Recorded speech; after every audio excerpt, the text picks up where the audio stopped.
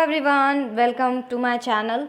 So we have taken chapter number 13 of class 9, that is why do we fall ill, and we have studied so many things in this chapter, just like diseases and its causes, about health, ठीक है, and community health से हम कैसे relate कर सकते हैं, हमारी community भी सही होनी चाहिए, इंडिविजुअल हेल्थ के बारे में हम लोगों ने जाना, मीन्स ऑफ स्प्रेड के बारे में जाना, ठीक है, और इन्फेक्शियस डिजीज़ के बारे में, communicable disease, non communicable disease, infectious agents के बारे में हम लोगों ने पढ़ा. So we have studied so many things in this chapter in our previous video. So basically in this video we will talk about organic specific and tissue specific manifestation.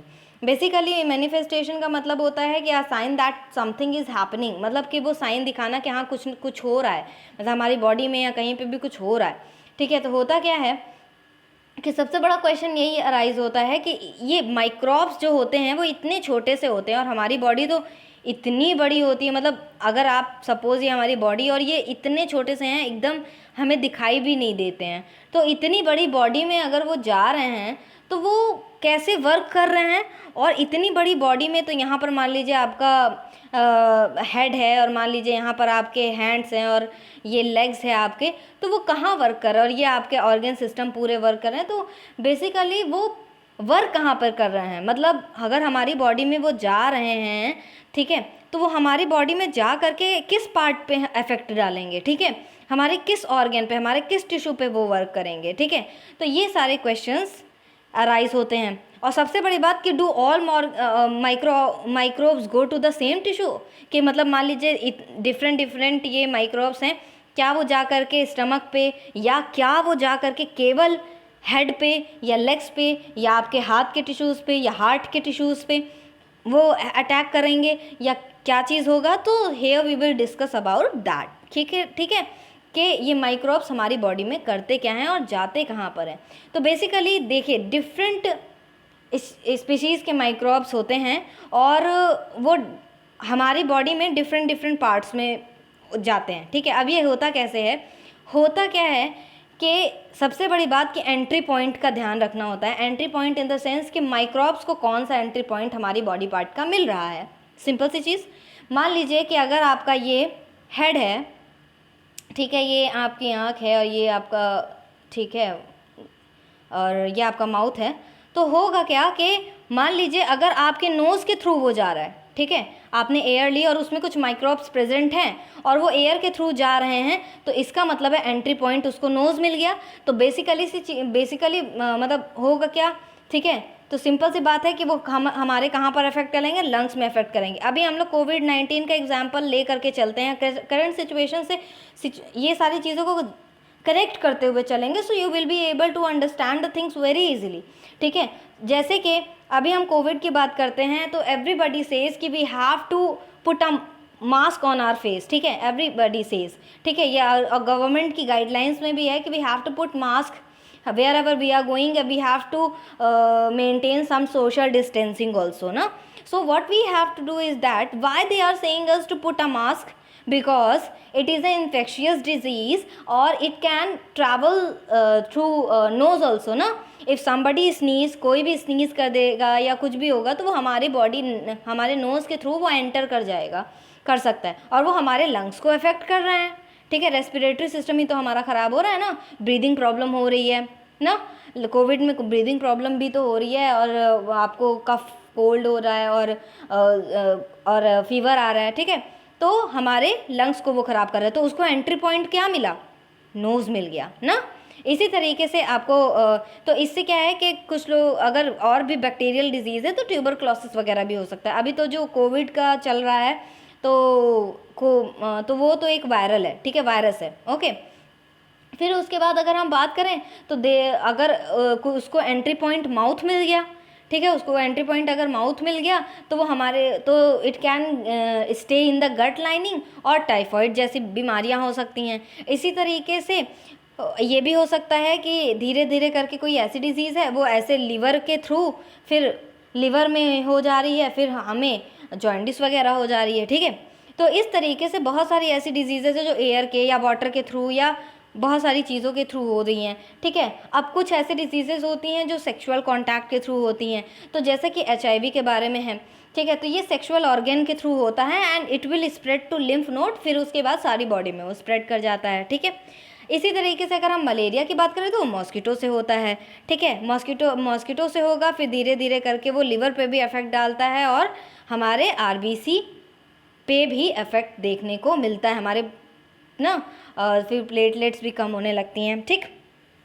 इसी तरीके से हमारा एक और वायरस आता है जापानीज़ इंसेफेलिटीज़, ठीक है। इंसेफेलिटीज़ में क्या है कि ये आपका ब्रेन फीवर, जिसे हम लोग कॉमन लैंग्वेज में ब्रेन फीवर या दिमागी बुखार बोलते हैं, तो इसी को हम लोग साइंटिफिक लैंग्वेज में बोलते हैं जापानीज़ इंसेफेलिटीज़। इसमें भी क्या होता है कि ब्रेन में इफेक्ट पड़ता है, मॉस्किटो काटता है लेकिन वो सीधे असर पड़ता है हमारे ब्रेन पे, ठीक है। तो ये हमें कुछ साइन और सिम्टम से पता लगता है कि कौन से ऑर्गन पे क्या इफेक्ट पड़ रहा है। अब देखिए, मान लीजिए कि अगर ये कोई पर्सन है और इसके मान लीजिए क्या आप कह सकते हैं कि सांस लेने में कोई दिक्कत हो रही है, ठीक है, ब्रीदिंग प्रॉब्लम हो रही है, तो इसका मतलब है कि वो ऑर्गन आपका कुछ ना कुछ साइन, कुछ ना कुछ सिम्टम्स देगा। अगर इसमें कुछ डिजीज़ हुई है, मान लीजिए अगर रेस्पिरेटरी सिस्टम में कोई ना कोई या आपके लंग्स में कुछ प्रॉब्लम हुई है, तो वो कुछ ना कुछ साइन, कुछ ना कुछ सिम्टम्स शो करेगा, तो वो हमें पता लगेगा कि हाँ यहाँ पर कुछ प्रॉब्लम है, ब्रीदिंग प्रॉब्लम या ऐसे करके कुछ साइन देखने को हमें मिलेंगे।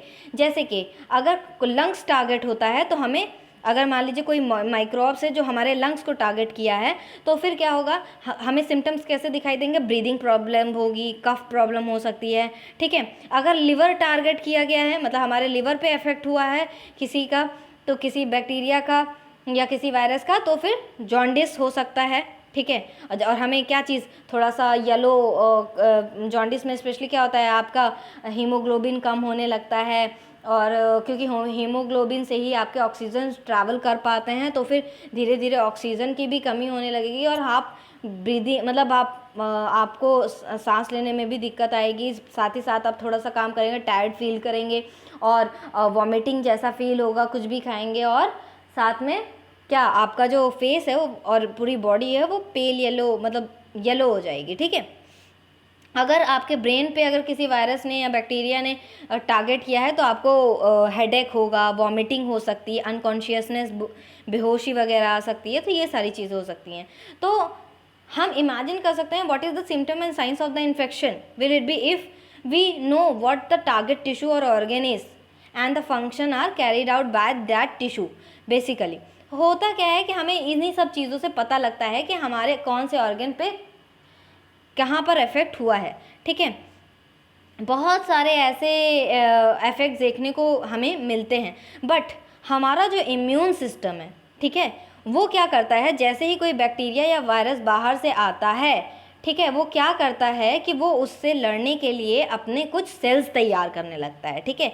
वो अपने कुछ एंटीबॉडीज, आप कह सकते हैं ना, कुछ उससे लड़ने के लिए कुछ सेल्स तैयार करने लगता है, ठीक है, ताकि उस जगह पर वो उनको मार सके। जैसे मान लीजिए लिवर आपका इफेक्ट हो चुका है, तो वहाँ की जो सेल्स हैं वो तुरंत कुछ ना, आप नई सेल्स बनाने लगेंगी, ताकि जो बैक्टीरिया अंदर आया हुआ है या जो वायरस लिवर के अंदर में आया है जो उसे अफेक्ट कर रहा है, वो उसको मार सके, वो उसको किल कर सके, ठीक है, उस डिजीज़ को किल कर सकें। इसके लिए हमारा जो इम्यून सिस्टम है वो ऐसे कुछ सेल्स को तैयार करता है, ठीक है।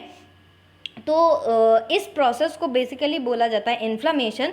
और जब ये प्रोसेस हो रहा होता है, ठीक है, तो कभी कभार ऐसा होता है ना कि हमें वहाँ पर स्वेलिंग या पेन देखने को मिल सकती है। देखिए सिंपल सी चीज़ यही है, मान लीजिए आप इंजर्ड हो गए, थोड़ी सी आपको वुंड या चोट लग गई, ठीक है, आप इंजर्ड हो गए। हुआ क्या कि जब वो चोट सूखने लगती है, आप देखेंगे कि आसपास थोड़ी सी सूजन आ जाती है आपके पैरों में। अगर पैरों में चोट लगी है तो थोड़ी सी सूजन आ जाएगी, या आप ये कह सकते हो कि कुछ ना कुछ आप स्वेलिंग या पेन बहुत ज़्यादा होने लगेगा। तो कभी कभार होता ये है कि वो अपने जब सेल्स तैयार करने लगते हैं, तो उस प्रोसेस में हमें ये सारे इफेक्ट देखने को मिलते हैं कि फीवर हो गया या थोड़ा सा स्वेलिंग हो गई या पेन हो गया, तो ये सारी चीज़ें हमें देखने को मिलती हैं, ठीक है। तो इसी तरीके से अगर हम देखें तो in some cases tissues specificity of the infection leads to very general semi effects. जैसे कि अगर हम HIV का इन्फेक्शन कर ले तो वायरस जो है वो सीधे इम्यून सिस्टम पे ही वर्क करता है, मतलब कि वो इम्यून सिस्टम को ही उनकी फंक्शनिंग को डैमेज करता है, उनकी फंक्शनिंग को डैमेज कर देता है। ठीक है, इम्यून सिस्टम की मतलब जो हमारे सिस्टम को, ऑर्गन सिस्टम को बचा रहा है, जो सेल्स तैयार कर रहा है ताकि वो मार सके जो डिजीज़ कॉजिंग माइक्रोब्स हैं जिन्हें मार सके, वो सीधे उन्हीं को अफेक्ट करता है। मतलब इम्यून सिस्टम को ही HIV इन्फेक्शन पे अफेक्ट किया जाता है। तो इससे क्या होता है कि हमारे पास रोगों से लड़ने की क्षमता कम हो जाती है। मतलब कि अगर कोई छोटा मान लीजिए if somebody is having a HIV problem, suppose मान लीजिए किसी पर्सन को HIV है, तो ये भाई छुआछूत की बीमारी तो है नहीं, ठीक है, ये इन्फेक्शियस डिजीज़ नहीं है, केवल ब्लड के कांटेक्ट में आने पे HIV होता है। ठीक है, और या तो फिर सेक्सुअल कांटेक्ट पे आने पे, अदरवाइज केवल किसी को टच करने से, छूने से HIV नहीं होता। ठीक, ये अगर जो ये वायरसेस मतलब होते हैं, ये क्या होते हैं, सीधे इम्यून सिस्टम पे वर्क करते हैं। इम्यून सिस्टम हमारा कमज़ोर पड़ने लगता है, ठीक है, डैमेज करते हैं ये उसको ताकि वो फंक्शनिंग ना कर पाएँ। तो होता क्या है कि जो हमारी बॉडी होती है वो ज़्यादा माइनर इन्फेक्शन से भी नहीं लड़ पाती। अब जैसे कि कोई पर्सन अगर HIV से पॉजिटिव है, तो अगर उसको थोड़ा सा भी अगर सर्दी होगी, कफ एंड कोल्ड हो गया, तो उसके अंदर इम्यून सिस्टम उतना वर्क ही नहीं कर पाएगा। हमारा इम्यून सिस्टम सही है लेकिन उस पर्सन का इम्यून सिस्टम, मतलब इम्यून सिस्टम ही डैमेज हो रखा है, तो उसके लिए उसको मेडिसिन लेनी पड़ सकती है। ठीक है, मेडिसिन लेनी पड़ती है। छोटी से छोटी चोट रहेगी, मान लीजिए थोड़ा सा इतना सा कट गया, थोड़ा सा छोटी सी चाकू लग गई, कट गई हल्का सा हाथ पे, तो फिर तब भी वो ठीक नहीं होगी, जल्दी नहीं ठीक होगी। ठीक है, तो इस तरीके से हमारे इम्यून सिस्टम पे बहुत ज़्यादा इफेक्ट देखने को मिलता है। ठीक है, तो अगर छोटी से छोटी भी चीज़ रहेगी तो वो जल्दी नहीं ठीक कर पाएगी। होगा क्या कि अगर आपको कोल्ड हो गया तो वो जल्दी से निमोनिया बन सकता है। ठीक है, तो इस तरीके से होता है। सिमिलरली आप माइनर गट इन्फेक्शन अगर हो जाएगा तो डायरिया या ब्लड लॉस की भी मतलब डायरिया के साथ ब्लड लॉस की भी प्रॉब्लम हो सकती है। तो अल्टीमेटली होता क्या है कि it is these other infection that kill people suffering from HIV and AIDS। और वन मोर थिंग कि it is also important to remember that severity of disease manifestation depend upon the number of microbes in the body. Simple सी चीज़ है कि अगर कम microbes रहेंगे तो हमें कम साइंस देखने को मिलेंगे। देखिए एक एग्जाम्पल लेते हैं, कैसे, let me take one example, just like अगर कभी कभार क्या होता है, 1 से 2 दिन में आपका जुकाम ठीक हो जाता है। ठीक है, कफ एंड कोल्ड अगर आपको हुआ है, इन्फ्लुएंजा, ठीक है, तो आपको तुरंत वो ठीक हो जाता है। ठीक है, तो इसका मतलब होता क्या है कि अगर बहुत ही कम अमाउंट में वो आपके माइक्रोब्स एंटर किए हैं आपकी बॉडी में, तो हमें बहुत ही छोटा सा माइनर, या हमें होगा कि हमें नोटिस ही नहीं कर पाएंगे, ऐसा हमें सिम्टम देखने को मिलेगा। मतलब हम नोटिस भी नहीं कर सकते हैं। ठीक है, बहुत ही कम, क्योंकि वो माइक्रोब्स बहुत ही छोटे हैं। लेकिन कुछ माइक्रोब्स अगर ज़्यादा अमाउंट में हैं और वो बहुत ज़्यादा अमाउंट में हैं, तो क्या होगा कि हमें उसका बहुत ज़्यादा सिम्टम देखने को मिल सकता है। इवन वो लाइफ के लिए भी बहुत ज़्यादा हार्मफुल हो सकता है, मतलब लाइफ थ्रेटनिंग है। ठीक है, किसी की डेथ भी हो सकती है, इतना ज़्यादा हो सकता है। ठीक है, अब जैसे कि अगर किसी को हार्ट अटैक आ रहा है, ठीक है, अगर किसी को हार्ट अटैक हो रहा है तो उसके पसीने आने लगते हैं, एकदम हार्ट एकदम जैसे लगता है कि सारी चीज़ें रुक सी गई हैं और इंसान धीरे धीरे करके गिरने लगता है। होता क्या है कि फिर वो अनकॉन्शियस होने लगता है। तो बेसिकली वो उसको सिम्टम्स तो पता लगते हैं बट वो उतनी जल्दी रिएक्ट नहीं कर पाता है, तो वो आपका हो जाएगा कि, लेकिन ये माइक्रोब्स के थ्रू आपका नहीं होगा, आपका इंटरनल वर्क कर रहा होता है। लेकिन सपोज़ ये एग्जांपल लिया गया है, ठीक है, कि ऐसा हो तो वो तुरंत आपका इमीडिएट दिखाई देता है। ठीक है, अब एक आप ये भी ले सकते हो, जैसे डायरिया हो गया, डायरिया के सिम्टम्स हमें दिखाई देने लगते हैं बहुत ज़्यादा तेज़ी से। ठीक है, कि हाँ लूज़ मोशन हो रहे हैं और बहुत सी चीज़ें होने लगती हैं, तो फिर दिक्कत आती है और लोगों को उसके सिम्टम पता लगते हैं और फीवर वगैरह होते हैं तो लोग उसकी जांच कराते हैं। ठीक है, तो इस तरीके से तो हमारा इम्यून सिस्टम जो है आपका मेजर फैक्टर है, जो कि आपके that determines the number of microbes surviving in the body. ठीक है, अब हम प्रिंसिपल ऑफ ट्रीटमेंट के बारे में पढ़ेंगे कि अगर हम बीमार पड़ जाते हैं या हमारी फैमिली में कोई बीमार पड़ जाता है तो हमें क्या करना चाहिए, कौन कौन से स्टेप्स लेने चाहिए। या आपने कभी ऐसा सोचा है कि आप कभी कभी जब थोड़ी देर के लिए आराम कर लेते हो तो आप बहुत बेटर फील करते हो। या कभी कभी किसी किसी को देखा है कि किसी किसी को बहुत टी, अगर चाय पी लेते हैं तो बहुत आराम मिल जाता है। किसी को सर दर्द हो रहा होता है तो चाय पी लेते हैं तो बहुत आराम मिल जाता है। या किसी किसी को चाय पीने की आदत नहीं है तो अगर वो थोड़ा सा रेस्ट कर लें, अगर थोड़ी देर के लिए स्लीप ले लें, ठीक है, तो वो बहुत रिलैक्स फील करते हैं, उनकी बॉडी बहुत रिलैक्स हो जाती है। तो ऐसा क्यों होता है, ठीक। और भी है कि why when does the treatment involve medicine, कब हमें मेडिसिन की ज़रूरत पड़ती है, ठीक है। कभी कभार तो हम होम रेमेडीज़ ले करके ठीक हो जाते हैं, बट और भी कब ऐसा होता है कि हमें मेडिसिन की ज़रूरत पड़ती है, ठीक है। तो होता ये है कि अगर हम देखें तो it is so far that it would appear that there are two ways to treat an infectious disease. Simple सी बात है कि पहला, या तो हम उस डिज़ीज़ को के इफ़ेक्ट्स को कम कर दें, मतलब रिड्यूस कर दें, ठीक है, मतलब उस जो हमें डिज़ीज़ हुई है या इन्फेक्शन हुआ है उसको हम कम कर दें। और या तो एक दूसरा मेथड होता है जिसमें कि जो डिज़ीज़ का कॉज है उसको ही किल कर दिया जाए। तो पहले में क्या होगा कि हमें क्या करना है कि पहली बात तो हमें कोशिश करनी है कि we should reduce the effects of the disease. जैसे कि we can provide treatment and then, मतलब हमने कुछ ट्रीटमेंट लिया और उसके बाद धीरे धीरे वो सिम्टम्स कम होने लगे। अब जैसे कि symptoms are usually because of the inflammation. जैसे कि सिंपल सा एग्जांपल लिया गया, जैसे कि किसी को फीवर हो गया, ठीक है, उसने मेडिसिन ली और धीरे धीरे करके उसका फ़ीवर कम हो गया और पेन जो हो रहा था वो भी कम हो गया, या अगर साथ में लूज़ मोशन हो रहे थे तो वो भी कम हो गए, ठीक है। तो अगर वो बेड रेस्ट ले लेता है, ठीक है, तो उसको और आराम मिलेगा। क्यों? क्योंकि उसकी एनर्जी कंज़र्व होगी, रुकेगी। अब जैसे किसी को अगर लूज़ मोशन होता है तो क्या होता है, वो लोग लेट जाते हैं, या किसी को फ़ीवर होता है वो लेट जाते हैं। ऐसा क्यों? क्योंकि अगर वो और करेंगे तो उनकी एनर्जी जो है जाएगी, और एनर्जी जाएगी तो उनकी बॉडी और वर्क नहीं कर पाएगी। तो अगर वो लेटे रहेंगे, नहीं मूव करेंगे, तो उनकी एनर्जी लॉस नहीं होगी। तो this will enable us to have more of it available to focus on healing. कोई चीज़ को हील करने में और ज़्यादा आपके जो इम्यून सिस्टम है और अच्छे से, या वो जो मेडिसिन है वो और अच्छे से वर्क कर पाती है। कभी कोई इंसान मेडिसिन लेता है तो हम उसको सलाह देते हैं, हम उसे सजेशन देते हैं कि please go and take rest. हाँ, if somebody is suffering from any disease, any of the disease, तो we usually say ना, go and take rest। क्यों? क्योंकि जब वो रेस्ट करेगा तो वो आराम से जो मेडिसिन है या जो भी उसने आराम किया है तो उसकी बॉडी को हील होने में अच्छे से वो फोकस हो पाएगा, ठीक है, जो मेडिसिन है वो और अच्छे से वर्क कर पाएगी, ठीक है। But this kind of symptom directed treatment by itself will not make the infection microbe go away and the disease will not be cured। ऐसा नहीं है, ठीक है, ऐसा है। So for that we need to able to kill off the microbes। ये बहुत ज़रूरी है कि हमें उन्हें मारना पड़ेगा, ठीक है, केवल बार बार ऐसे करने से नहीं चलेगा, ठीक है। तो हम माइक्रोब्स को कैसे मार सकते हैं?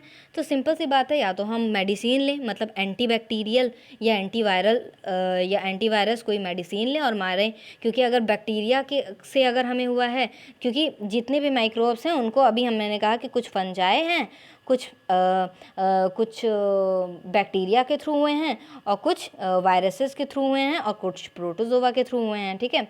तो ये सारी जितनी भी डिजीज़ेज़ हैं उनको अलग अलग कैटेगराइज इसीलिए किया गया है क्योंकि उनके लिए अलग अलग एंटीबैक्टीरियल या एंटीवायरल या एंटीडोट्स बनाए जाते हैं ताकि वो अच्छे से वर्क कर पाएँ उसके लिए, ठीक है। जैसे कि अगर हम बात करें तो अगर किसी पर्सन को बैक्टीरियल प्रॉब्लम हुई है, ठीक है, बैक्टीरिया के थ्रू प्रॉब्लम हुई है तो उसे एंटीबैक्टीरियल दिया जाता है, ठीक है। क्योंकि जो लाइफ प्रोसेस होता है बैक्टीरिया का या वायरस का, प्रोटोजोआ का, फंजाई का, वो अलग अलग होता है, ठीक है।